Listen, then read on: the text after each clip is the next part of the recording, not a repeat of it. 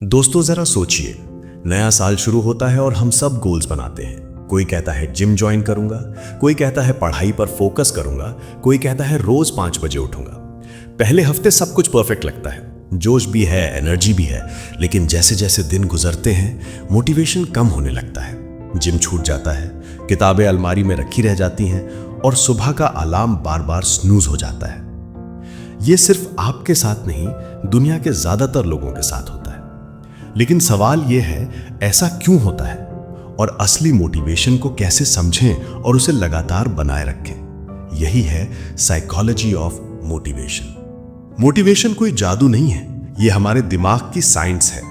जब हम कोई काम शुरू करते हैं तो हमारा दिमाग डोपामाइन नाम का केमिकल रिलीज करता है। डोपामाइन वो केमिकल है जो हमें एक्साइटमेंट और ड्राइव देता है। जैसे ही हम प्रोग्रेस देखते हैं, चाहे छोटी ही क्यों ना हो, दिमाग और डोपामाइन रिलीज करता है और हम मोटिवेटेड फील करते हैं।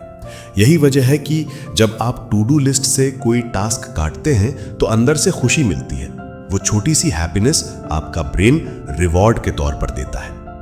लेकिन असली चैलेंज यहां आता है जब प्रोग्रेस दिखनी बंद हो जाती है।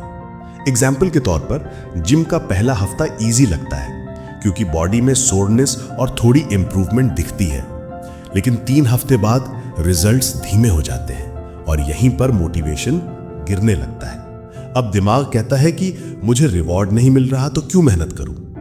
यही वजह है कि ज्यादातर लोग बीच रास्ते में हार मान लेते हैं। तो सवाल उठता है, मोटिवेशन को लंबे समय तक कैसे बनाए रखें? इसके लिए सबसे पहले समझना होगा कि मोटिवेशन 2 तरह का होता है।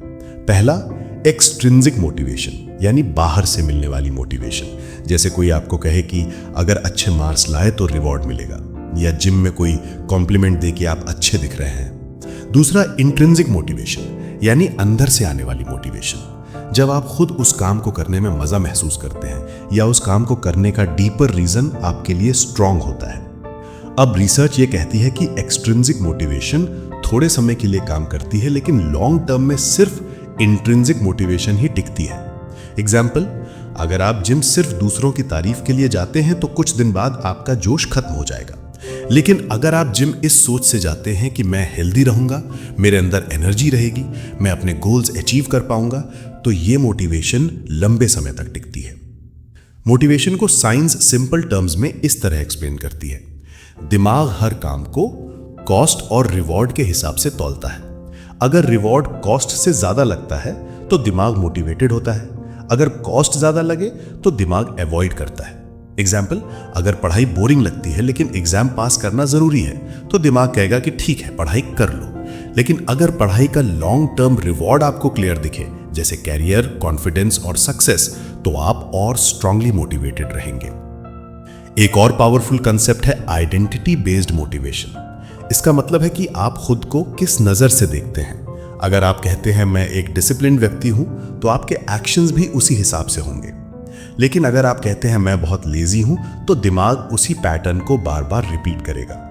इसलिए मोटिवेशन सिर्फ बाहरी पुश से नहीं आती, बल्कि इस बात से आती है कि आप खुद को किस रूप में डिफाइन करते हैं। स्टोरी से समझते हैं। एक बार एक आदमी से पूछा गया, तुम रोज सुबह 5 बजे क्यों उठते हो? उसने कहा, क्योंकि मैं एक 5 AM राइजर हूं, ये मेरी आइडेंटिटी है।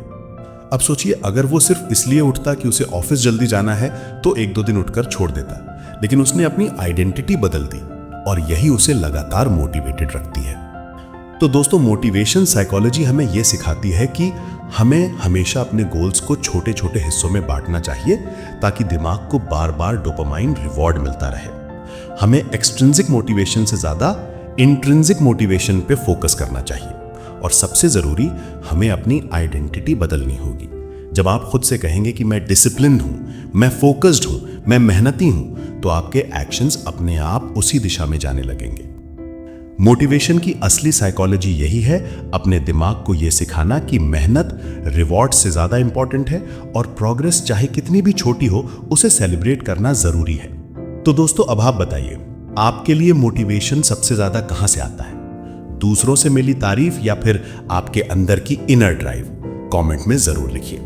अगर ये वीडियो आपको मददगार लगी हो तो लाइक कीजिए, शेयर कीजिए और सब्सक्राइब करना मत भूलिए ताकि हम और भी ऐसी लाइफ चेंजिंग बातें आपके साथ शेयर कर सकें।